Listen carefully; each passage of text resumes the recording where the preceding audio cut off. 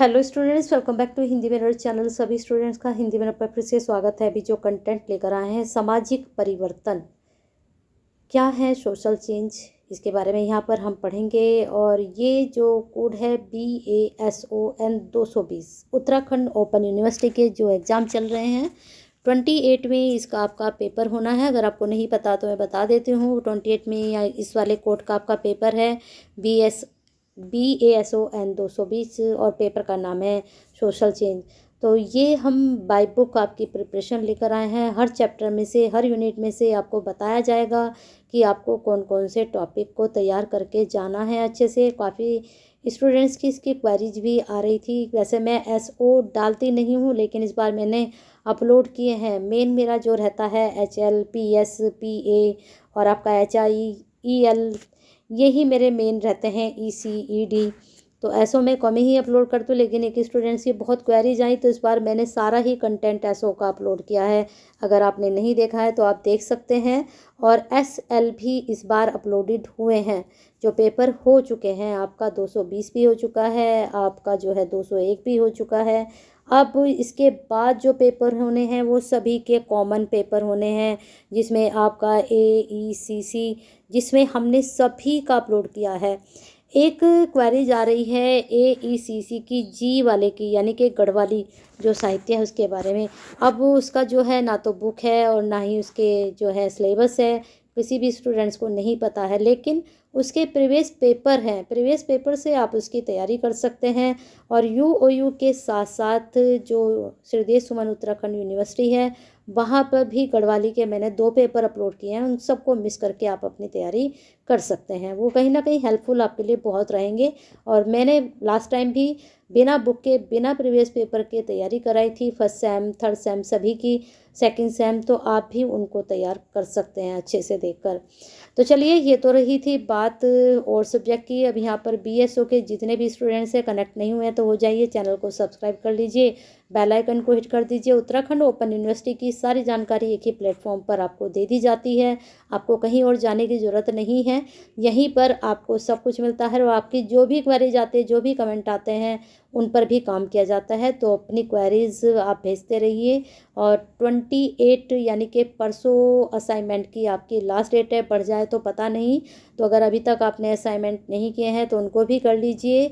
और जिनको असाइनमेंट में हेल्प चाहिए वो 8171796251 पर हमसे कांटेक्ट कर सकते हैं। आपकी पूरी पूरी हेल्प की जाएगी। तो यहाँ आप देख लीजिए, ये आपका जो पेपर है उसके बारे में पूरी जानकारी दे देते हैं आपको। इंडेक्स में ही मैं सब कुछ जो अनुक्रमणिका है आपकी, तो वहीं पर मैं सारा कुछ बता दूंगी, चैप्टर में जाने की शायद ज़रूरत ना पड़े। तो यहाँ देखिए, पहला ही जो आपकी यूनिट है, पहले सारे यूनिट चेक करते हैं इसमें खंड कितने हैं। खंड आपके इसमें 3 से 4 खंड हैं और टोटल यूनिट आपकी 15 है। पेपर का पैटर्न बिल्कुल सेम ही रहता है, सभी को मालूम ही होगा, क्योंकि ये आपका जो है थर्ड सेम की है। और फर्स्ट सेम में जो आपने पेपर दिए हैं, तो वही पैटर्न सेकंड सेम में जो आपने दिया था, सेम पैटर्न रहेगा 70 मार्क्स का। तो यहाँ पर सामाजिक परिवर्तन की अवधारणा विशेषताएं 100% करके जाइएगा। सामाजिक परिवर्तन के प्रकार 100% करके जाइएगा। अब ये जो थर्ड यूनिट है, इसको मैं सामाजिक उद्विकास में किस तरह के टॉपिक हैं वो अंदर से हम देखते हैं, सामाजिक प्रगति भी देखेंगे। जो यूनिट में यहाँ पर चेक कर लेंगे। थर्ड और फोर्थ मुझे भी आपको चैप्टर में से ही बतानी पड़ेगी किस प्रकार के टॉपिक बनेंगे। सामाजिक आंदोलन, सामाजिक गतिशीलता, ये आप तैयार कर लीजिएगा। जनसंख्या कारक क्या हैं, प्रौद्योगिक कारक क्या हैं, इनको आपको अलग अलग पढ़ना पड़ेगा। इसके बाद आर्थिक कारक क्या है, सांस्कृतिक कारक क्या है।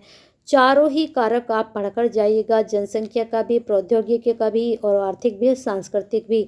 दोनों का डिफरेंस भी पूछा जा सकता है और दोनों तीन चारों को अलग अलग भी पूछा जा सकता है। जो भी इनके बारे में आपके चैप्टर्स में दिया गया है उनको आप पढ़ लीजिएगा ज़रूर। चलते हैं आपके ये आपका फर्स्ट और सेकंड दोनों खंड हो चुके हैं। और जो फर्स्ट आपका था उसमें थे सोशल चेंज, ठीक है, ये भी चीज़ फोकस करनी चाहिए आपको। अब खंड 2 है, इसमें क्या पूछे गए हैं, सामाजिक परिवर्तन के कारक। सारे 4 कारक हैं, तो चारों कारक को गो थ्रू जरूर कर लीजिएगा। लेकिन अगर हम इम्पोर्टेंट की बात करें तो इसमें आपका जो इम्पोर्टेंट है, एक तो सांस्कृतिक कारक और जनसंख्या कारक, ये 2 मुझे इम्पोर्टेंट लग रहे हैं। बाकी चारों आपको पढ़कर तो जरूर जाने चाहिए।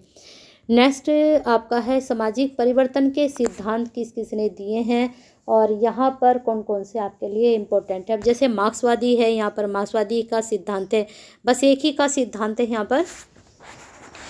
तो यहाँ पर सामाजिक परिवर्तन के रेखीय एवं चक्रीय सिद्धांत है, सामाजिक परिवर्तन के जैविकीय जानकी के सिद्धांत है, मार्क्सवादी सामाजिक परिवर्तन के सिद्धांत। तो इस प्रकार से ये 5 सिद्धांत आपके हो गए हैं। अब 5 सिद्धांत में जैसे इन दोनों का अंतर पूछ लें, शॉर्ट क्वेश्चन निकाल दें, इन दोनों का अंतर पूछ लें, इसका आपका लॉन्ग में आंसर पूछ लें। तो कह नहीं सकते कि तीनों टॉपिक पूछ लिए जाएं, क्योंकि बहुत इजी भी है और तीनों टॉपिक इम्पोर्टेंट भी दिखा रहे हैं अपनी अपनी। तो यहाँ पर ये लॉन्ग पूछ सकते हैं और इन दोनों में से आपका शॉर्ट पूछ सकते हैं।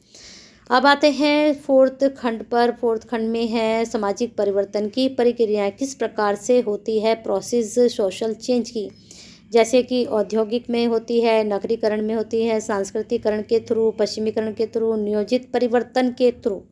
तो यहाँ पर ये 4 प्रकार इन्होंने बता दिए हैं।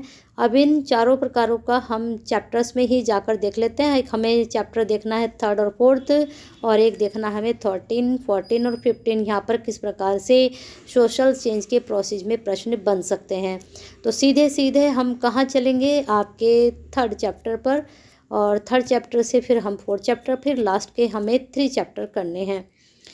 ठीक है, तो यहाँ पर लास्ट ये 3rd चैप्टर चल रहा है शायद, यहाँ आपका 1 मिनट के ऊपर ज़्यादा हम क्रॉस कर चुके हैं। हाँ, ये आपका 3rd चैप्टर ही चल रहा है, हमने 3rd और 4th ही डिस्कस करना था। यहाँ पर आ गए हम 3rd चैप्टर, सामाजिक उद्विकास। अभी यहाँ देख लेते हैं किस प्रकार के टॉपिक आपके निकल सकते हैं। सामाजिक उद्विकास का अर्थ है परिभाषा और सामाजिक उद्विकास की विशेषताएं। बस इतना ही आप कर लीजिए, मुझे लगता है इतना ही आपके लिए सफिशिएंट होगा। और अगर आप करना चाहें तो इसके स्तर एवं अवस्थाएं भी जरूर कर लीजिएगा। अब आते हैं आपकी 4th यूनिट पर। 4th यूनिट में देख लेते हैं किस प्रकार के आपके प्रश्न बन सकते हैं। जो स्टूडेंट्स ने अभी तक लाइक नहीं किया है, लाइक कर दीजिए। वीडियो देख रहे हैं तो लाइक करने में कोई ज़्यादा देर नहीं लगती है, आपका एक लाइक मोटिवेशन देता है, तो लाइक करते रहिए और वीडियो को देखते रहिए। प्रगति का अर्थ परिभाषा जरूर कीजिए, विशेषताएं जरूर कीजिएगा, और प्रगति और विकास में अंतर 100% करके जाएगा तीनों टॉपिक। अब हम चलते हैं बिल्कुल लास्ट में। लास्ट के जो आपकी क्या थी, 12, 13, 14, और कौन सी यूनिट है आपकी 15। तो ये आपकी चल रही है अभी 5 यूनिट। चलिए, जैसा कि हमने आपको बता दिया कि औद्योगिकरण एवं नगरीकरण 30 यूनिट से हमने डिस्कस करना है। तो इसमें देखना है कि औद्योगिकरण नगरीकरण में प्रश्न किस प्रकार के बन सकते हैं। जो आपका औद्योगिकरण की अर्थ एवं परिभाषाएं जरूर कर लीजिएगा। और भारतीय समाज पर औद्योगिकरण के क्या प्रभाव पड़ते हैं, जैसे कि आर्थिक जीवन पर पड़ता है, साथ में पर्यावरण पर पड़ता है, नगरीकरण पर, नगरीकरण, बस इतना कर लीजिए। आपका आर्थिक जीवन पर प्रभाव, पर्यावरण पर प्रभाव, बस ये 2 प्रभाव भी आप कर लीजिएगा, ठीक है। और यहाँ भारत में नगरीकरण का सामाजिक प्रभाव, क्योंकि आपको ये 2 से 3 पॉइंट आपको यहाँ पर करने ही पड़ेंगे। प्रभाव और भी आप कर सकते हैं, यहाँ पर 2 दिए हैं तो आप अपनी तरफ से भी इसमें ऐड ऑन कर सकते हो। चलते हैं नेक्स्ट आपकी 14 यूनिट पर। 14 यूनिट में क्या है देख लेते हैं। 14 यूनिट में संस्कृतिकरण, पश्चिमीकरण क्या है, संस्कृतिकरण की अवधारणा कर लीजिए, इसकी विशेषताएं, और बस मुझे लगता है पश्चिमीकरण की अवधारणा और इसकी विशेषताएं। बस 15 में भी इसी तरह के आपके क्वेश्चन बनेंगे। लाइक कर दीजिए, शेयर कर दीजिए, और हिंदी मेरा का हिस्सा अभी तक नहीं बने तो सब्सक्राइब भी जरूर कर लीजिए।